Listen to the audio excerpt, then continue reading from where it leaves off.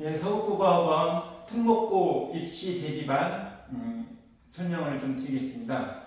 먼저 학교별 면접 유형을 간단하게 설명을 드릴 건데요. 외대국어는 개별 면접을 15분 이상, 한 17분 정도 진행이 되고, 나머지 동탄국제고라든지 수원외고 이하는 면접 시간 5분 정도입니다. 그런데 동탄국제고와 청신국제고, 그 다음에 수원외고, 그리고 김천고 같은 경우는 공통 질문이 있고요.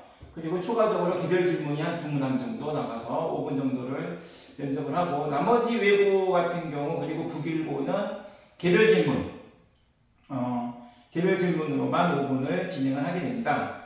그래서 그 개별 질문은 모두 다 자기소개서에 기반해서 하는 것이기 때문에 크게 어려움은, 답변에 어려움은 없고, 친구들이 준비를 해야지 되는 거는 말하는 태도라든지, 그 다음에 시간, 길이, 그러니까 5분 정도를 딱 채워서 대답을 할 수 있는,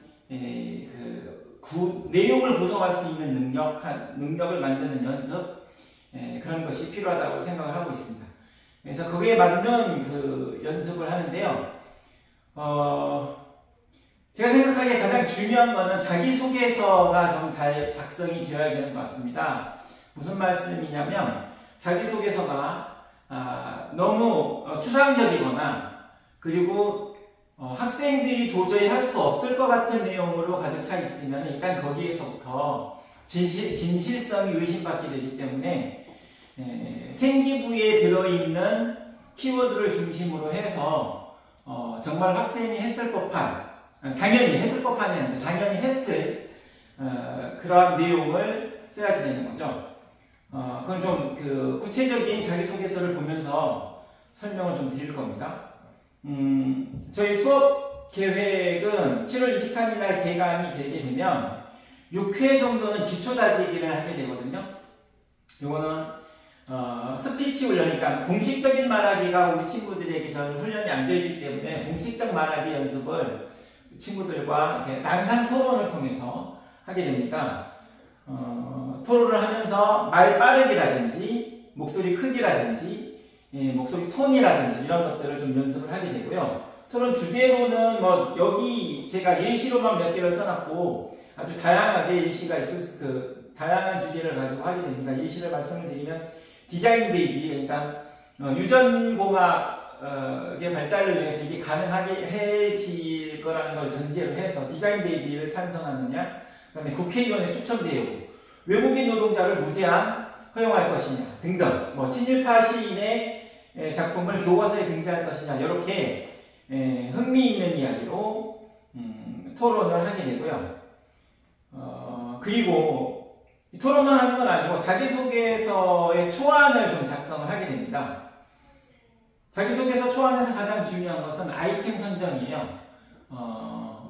그러니까 우리 친구들의 생기부를 기반으로 해서 제가 친구들과 함께 생기부에 있는 것 중에서 어떤 아이템을 가지고 자기소개서를 쓸지 초안을 잡기 시작하는데, 아이템은 크게 한 2가지 정도, 그러니까 학습에 관련된 아이템은 2가지 정도는 필요하다고 생각을 하거든요. 그래서 일반적으로는 동아리 활동에서 가령 토론 동아리를 한다고 하면 토론 동아리에서 토론했던 주제를 가지고 자기주도 학습에 관련 걸 쓰든지, 또는 프로젝트 활동이라든지 아니면 세특에 나와 있는 것 중에서 그 중에서 좀 자기 진로와 관련이 있는 것들을 뽑아서 초안을 작성을 하게 됩니다.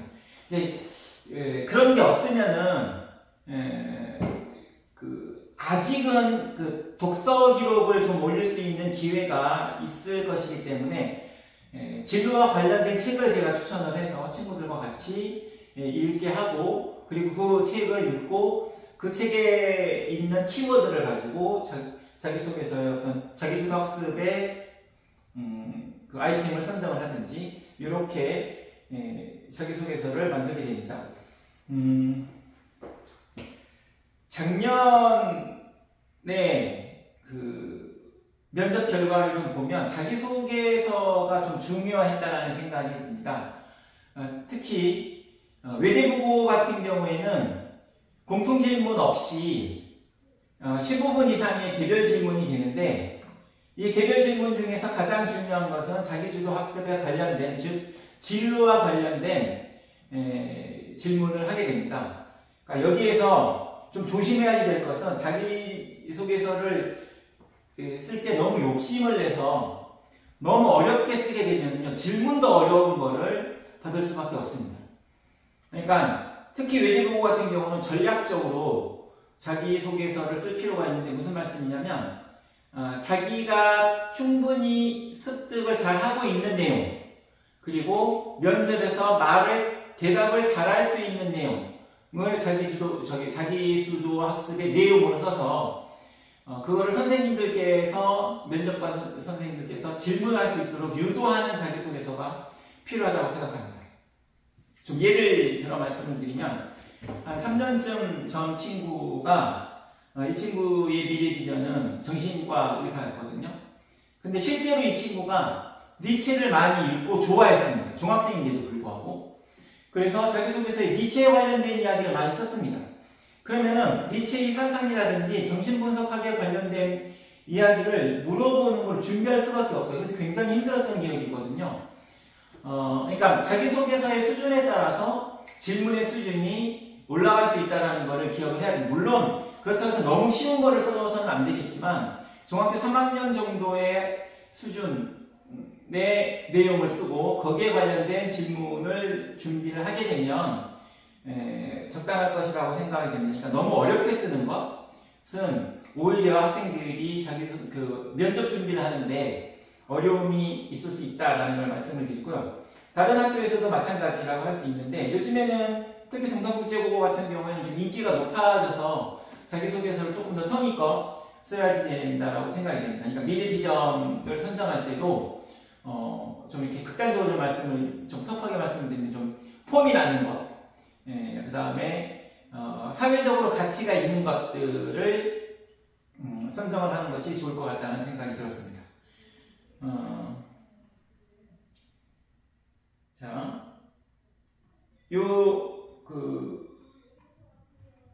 8월 27일까지가 6회 정도의 기초다지기가 끝나게 되면 그 다음에는 이제 실전 파이널로 들어가게 되어서 친구들이 오게 되면요 실전 면접을 그러니까 15분 정도씩 모든 친구들이 15분 정도씩의 면접 연습을 카메라를 켜서 영상을 녹화를 하면서 연습을 하게 됩니다. 이 영상은 부모님들과 학생들에게 보여내줘서 피드백을 할 수 있도록 하게 하고 스스로 어떤 단점이 있는지 볼 수 있도록 하고 있습니다. 그리고 그러니까 공통질문이 있는 학교 같은 경우는 공통질문을 포함해서 15분 정도의 면접을 3회, 수업당 3회를 연습을 하게 됩니다. 기본적으로 저는 20회 정도의 수업을 예상을 하고 있거든요. 그러니까 중간고사가 끝나게 되면 주 2회 수업이 열리게 되어서 약 20회 정도의 수업을 하게 되면 그러면 최소한 한 60회 정도의 연습을 하게 되는 거죠. 이렇게 되면은 각 학생들이 가지고 있는 개별 질문들도 여러 번 연습을 할 수 있고 필요한 공통질문이 있는 학교 같은 경우는 필요한 공통질문에 대한 연습도 많이 할 수 있다고 생각이 됩니다. 목표를 말씀드리면 이 면접 대비 수업의 궁극적인 목표는 뭐냐면 조금 우습게 들리실지 모르겠지만 이겁니다. 자신 있는 헛소리 하기입니다. 무슨 말씀이냐면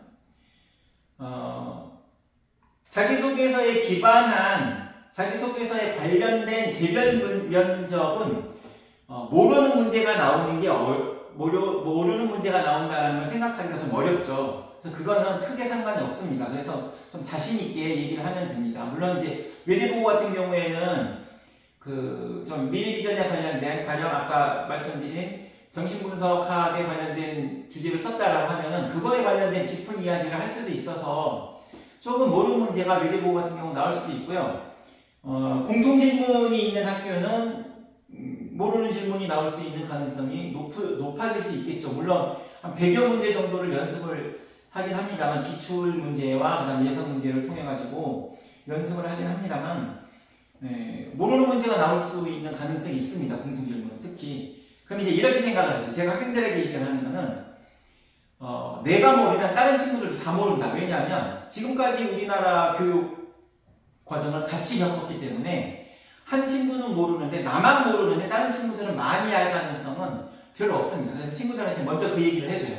너가 모르면 다른 친구들도 모른다. 그러면 어떻게 할 것이냐? 모르는 문제가 나왔을 때 자신 있게 헛소리하기입니다. 관련이 있는 듯한 헛소리라고 해가지고 완전히 관련이 없는 것을 얘기를 하면 안 되고 이 질문과 약간 관련이 있는 듯한 헛소리를 자신 있게 해서 최소한 그 문제에 관련된 기본 점수 이상은 받아내야 된다는 겁니다. 왜냐하면 다른 친구들도 대부분 모를 것이기 때문에. 그래서 대부분의 친구들은 모르는 문제가 나오면 블랙아웃이 되어가지고 그냥 더듬거리다가 끝나는 경우가 많이 있을 수 있거든요. 그래서 저랑 같이 수업하는 친구들은 그런 연습을 모르는 문제, 그러니까 제가 그 기출문제뿐만 아니라 뭐 논술 문제라든지 대학 논술 기출문제라든지 아니면 어떤 철학적인 문제에 관련해서 그 문제를 많이 만들었거든요. 그러면 친구들 중3에게는 굉장히 어려운 문제들입니다. 그러면은 그것을 가지고 어떻게든 얘기를 하게 하는 거죠. 1분 30초 이상.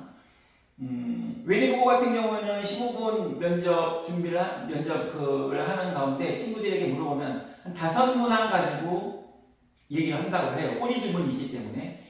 그렇지 않은 다른 외고라든지 자사고 같은 경우에는 문항이 3개가 나와요. 그리고 5분이기 때문에 각 질문에 대해서 1분 30초를 얘기를 해야지 되고 연습할 때도 각 문항에 대해서는 반드시 1분 30초 이상의 대답을 할 수 있도록 연습을 하고 있습니다. 내용을 형성하는 것도 좋은데요. 5분 면접에서 중요한 것은 첫인상입니다. 친구들에게 아주 극단적으로 얘기하면 5분 동안 똑똑해 보이는 연습, 똑똑해 보이는 연기를 하자라는 겁니다. 5분만 버티면 됩니다. 물론 외대국어 같은 경우는 그게 힘듭니다. 15분 이상의 면접이 되면 거의 밑바닥까지 드러나기 때문에 그런 연극을 할 수가 없어요. 그런데 다른 국제고, 외고 또는 자사고 같은 경우에는 꼬리 질문도 없고, 그러니까 반박 질문도 없고, 자기가 답변을 그냥 1분 30초만 하면 끝이에요. 그러니까 약 5분 동안은 어느 정도 준비를 해서, 물론 똑똑한 친구들이 모이긴 하겠지만, 모르는 질문이라도 똑똑하게 헛소리하는 연습을 하는 것이 궁극적인 목표입니다. 그러기 위해서는 목소리 크기, 기본적인 성량이 있어야지 되고, 특히 남학생들 같은 경우는 요 높이, 그러니까 음정이 중요합니다. 우리 친구들은 이제 막 변성기가 지나는 단계이기 때문에 말할 때 음이 굉장히 낮아요. 그러면 전달력도 없고 별로 똘똘해 보이지도 않습니다. 그래서 최선 저는 그 음계로 보면은 솔 이상 가장 바람직한 건 높은 도 정도의 높이로, 톤으로 말할 것을 요구를 하고 있습니다. 그런 연습을 구체적으로 좀 하게 되고요. 자, 자기소개서는 어떤 식으로 하는지 좀 예시를 보여드리면서 볼 수 있도록 하겠습니다. 자, 합격한 친구의 건데 좀 확대를 해서 보겠습니다.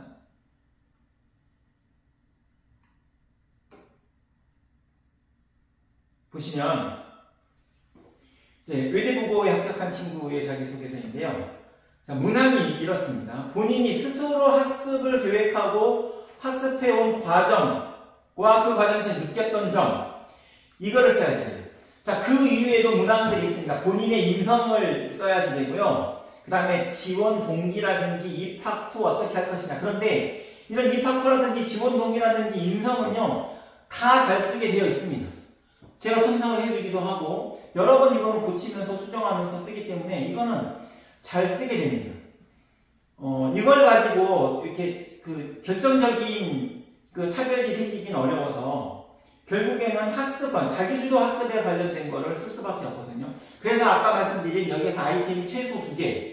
그러니까 동아리에서, 학습 동아리에서 했던 거와 그 다음에 독서 또는 발표 수업, 프로젝트 학습 이런 것에서 아이템이 2개가 필요하다는 거죠.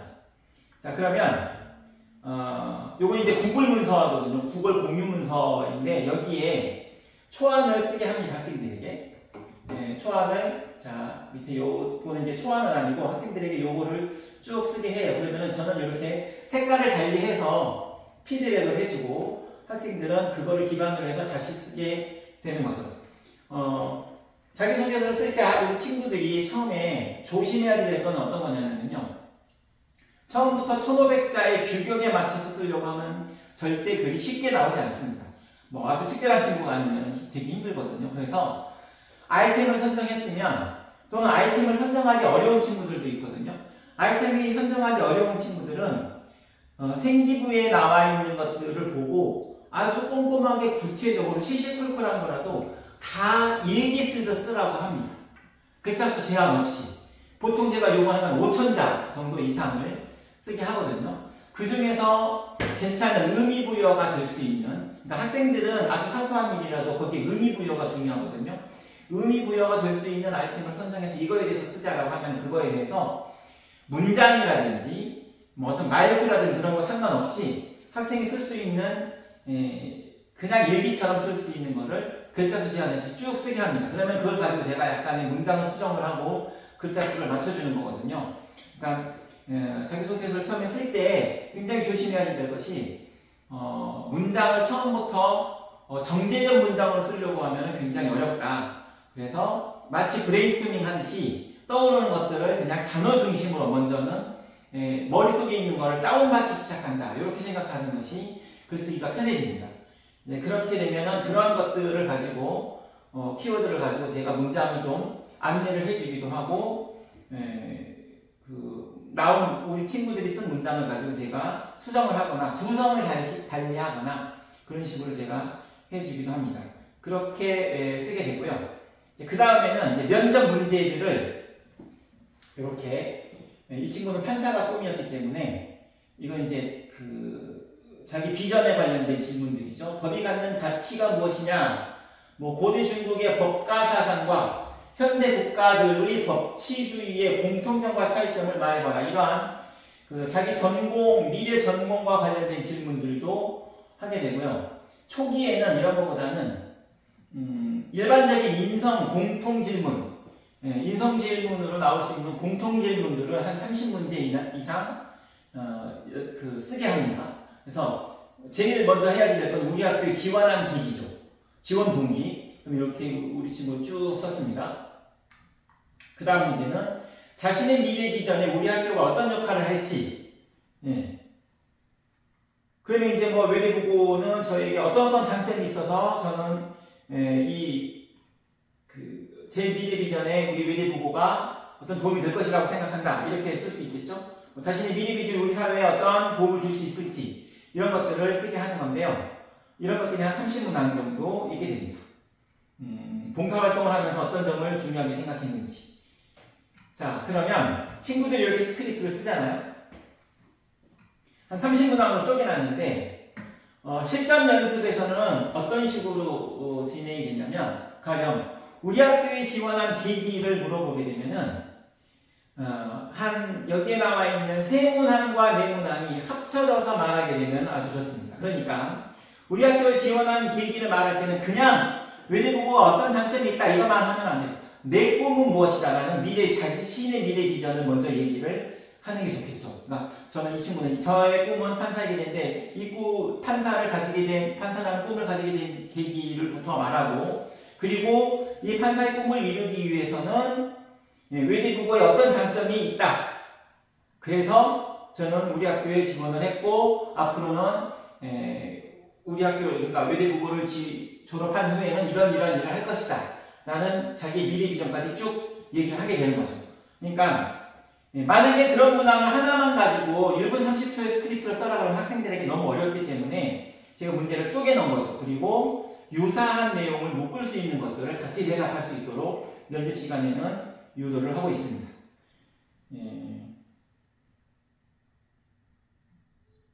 자, 우리 친구들이 3시간 정도 수업을 하게 되는데 3시간 수업하는 동안 계속 면접을 하는 건 아니고 그렇게 되면 뭐 준비할 기간이 없기 때문에 15분 연습을 하고 나머지 한 40분 정도는 이렇게 스크립트를 계속 쓰게 되는 겁니다. 스크립트를 계속 쓰고 그거를 기반으로 해서 이제 연습을 하게 되는 거죠. 수업의 진행은 이런 식으로 진행되는데 어머님들께서 궁금해하시는 거는 우리 자녀들이 특목고를 가는 것이 적절한 것인지 올바른 선택일지 그걸 가장 궁금해하시는데요. 중학생이기 때문에 중학교 3학년이기 때문에 저는 가장 중요한 거는 각 학생들의 성향이라고 생각을 합니다. 무슨 말씀이냐면 고등학교 3학년은요 아직 좀 어느 정도 성장하기도 했고, 그 다음에 대학 입시라는 훨씬 더 절박한, 고입시보다는 훨씬 더 절박한 목표가 있기 때문에 자기의 기본적인 성향을 극복해낼 수 있습니다. 예를 좀 들자면, 이 친구는 한 6, 7년 된 친구인데 어떤 여학생이었는데요. 완전 처음에 왔을 때 목소리가 하나도 안 들리고 너무나 소극적이라는 게 보이는 친구였었습니다.